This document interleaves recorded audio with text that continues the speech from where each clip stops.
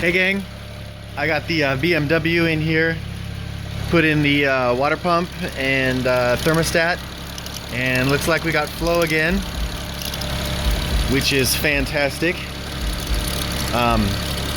So these things are electric. It's electric. Yeah, the pumps are. Let me show you.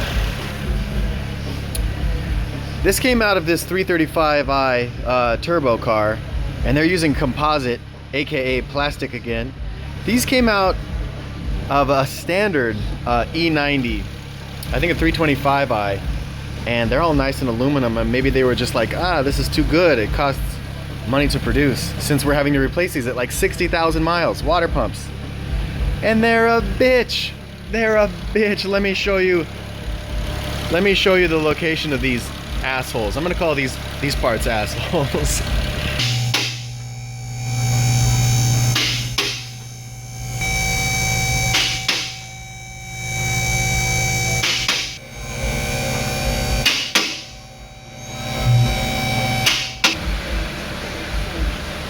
So underneath the engine here, right here, that's the water pump.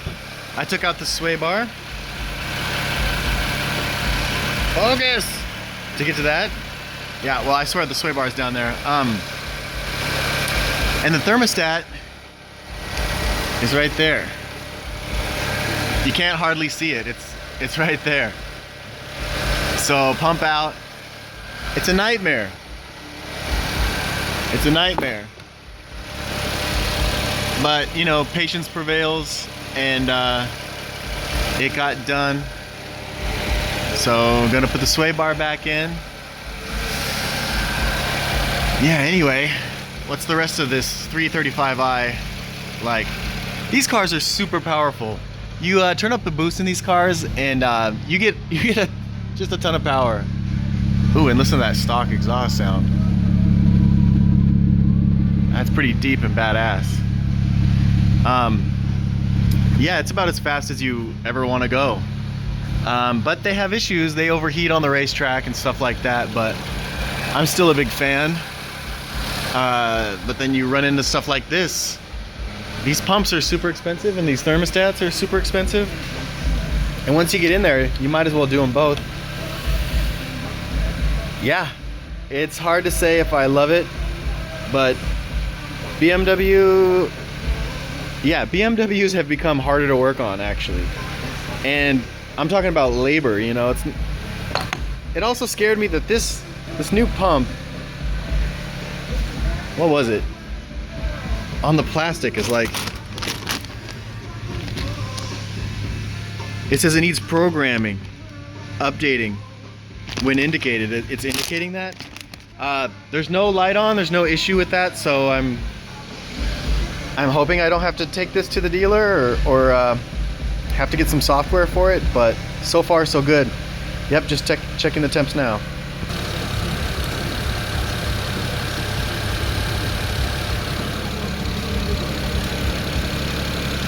Thermostat hasn't opened quite yet.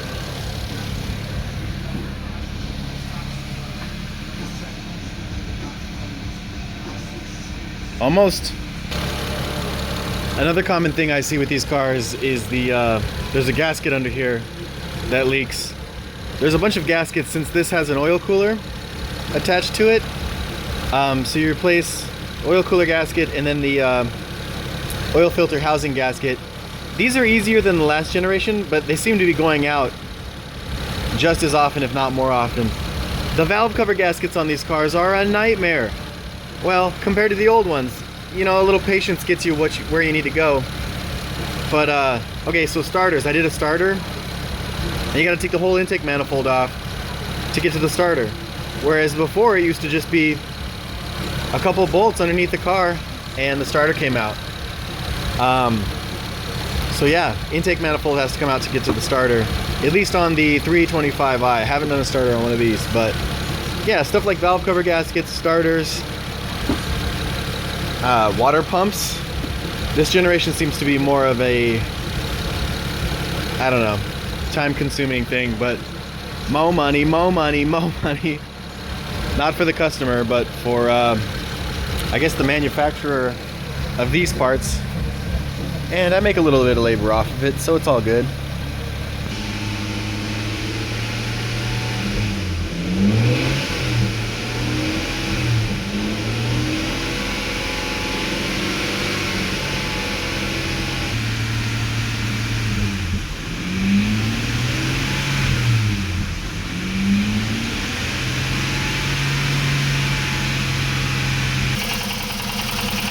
And no temp gauge. What kind of shit is that?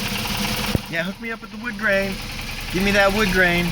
Give me that hot manual transmission. Oh, 6 speeds. No temp gauge. It's got a yellow indication that yells at you, and then a red indication that puts you into lit mode. Yeah, but no gauge. Nope.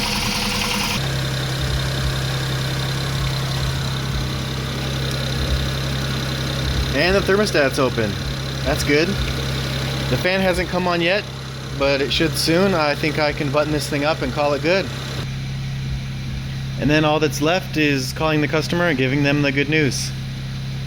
This one is done. Peace. Peace. Yeah, this is peace.